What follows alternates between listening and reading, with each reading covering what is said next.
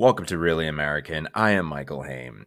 As Donald Trump continues to flounder and his campaign implode, Kamala Harris's strong start seems primed to continue. It's an unstoppable juggernaut.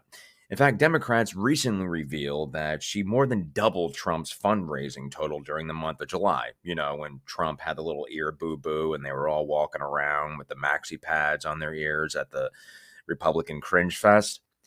In fact, I believe Kamala Harris's campaign strategy now is let the criminal fascist con man speak, especially after that little meltdown at the National Association of Black Journalists. But it really isn't just fundraising where Harris is topping Trump. Her momentum is beginning to show in poll numbers as well. In fact, so much that a renowned right wing architect seems to think nothing can stop Harris's momentum.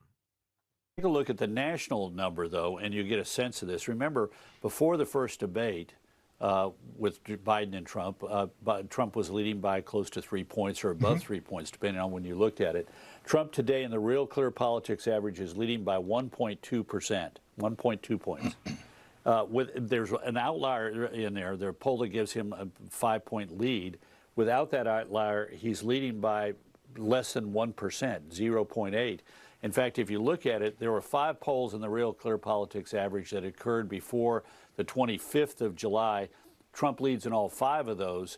Of the 5 polls that have been held since the 26th of July, he leads in only 2. She leads in 3. So I fully expect that the momentum she has is going to carry her through, unless it's a disastrous vice presidential choice.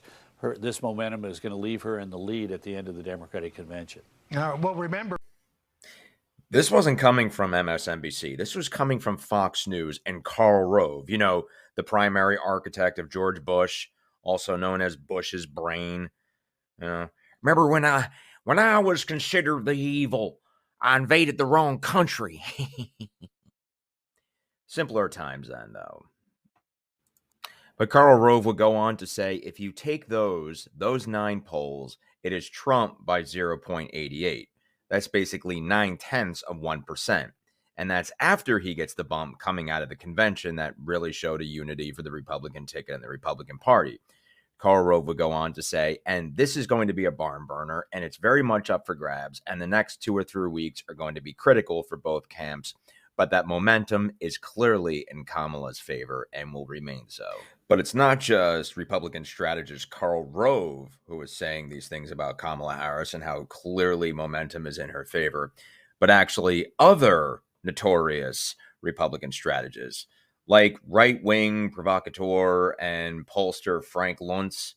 You know, this is the guy who's basically responsible for all of the right-wing spooky language, you know, and convincing dudes who look constipated in pickup trucks with Dollar Tree wraparound sunglasses that it's the Little Mermaid and rainbow beer cans that are keeping them down economically.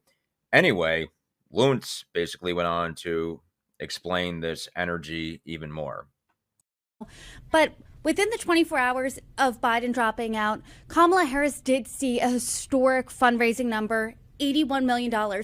She also saw this surge on social media from Gen Z. She really leaned into the brat summer that has been taking over social media. So do you think that this energized base will last until November, A, and B, affect her in battleground states? It won't last until November, but it's going to last through the convention and beyond, number one. Number two is I can't wait to see the Trump-Harris debate. I'm offering anyone who can get me a front row seat to that a $10,000 donation. And I mean this. You name the charity, put me in the front row for that debate. It'll be a dangerous place to be because the two of them really don't like each other. And number three, that surge in energy has completely changed this election equation. Up until now, Donald Trump had the intensity on his side. If you were a Trump supporter, you were guaranteed to be a Trump voter. Joe Biden could not say that. Kamala Harris can say that if you like her, you probably love her, and you will definitely participate on Election Day. But there's so many questions that we still have. She's not been put to the test. She does not have a good favorability rating overall. Her job approval numbers were even worse than Joe Biden's. This 48 hours is redefining who she is and what she's about. But go back 72 hours, and those were not, frankly, those are not electable numbers. And so things are changing every hour of every day. And I know that this interview that we do is relevant for right now, but I'm afraid to see it 7 days from now because things could have completely changed between now and then. And ever since the Republican Party has become a festering sewer of Trump-humping shit weasels, beholding to a deranged far-right extremist agenda that's totally antithetical to America's ideals and the majority of America's opinions, it seems that a mayor in a Republican mayor, rather, in a battleground state recently came out to endorse Kamala Harris. He explains so here. John Giles with a piece out today endorsing Kamala Harris. And he's here with me now. Mayor Giles, welcome. You know, you're really perhaps putting yourself out there with this endorsement. I do wonder, what has compelled you to do so? You know, it was with a lot of thought. You know, I'm certainly not anxious. I am a Republican, and I enjoy endorsing Republicans. So this was a very considered step to take. And I also, as a mayor, you know, I love to not get involved in partisan politics at all when I can avoid it. Mayors like to focus on solving problems and on city issues and on, you know, being in the middle of between the 20-yard lines on all the things that there are consensus on.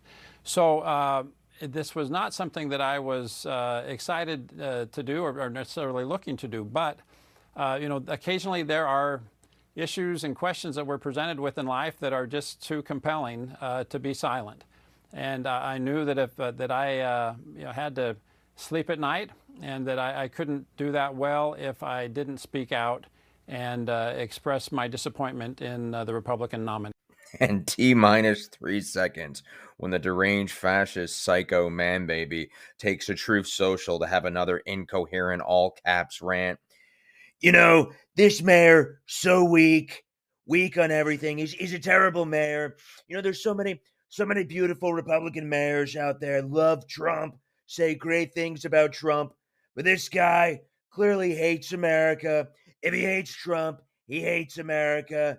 This guy is weak. Worst mayor of Arizona ever. Anyway, I am Michael Hayne. This is Really American. If you enjoy our content, you know what to do. Hit that subscribe button. Talk to you later.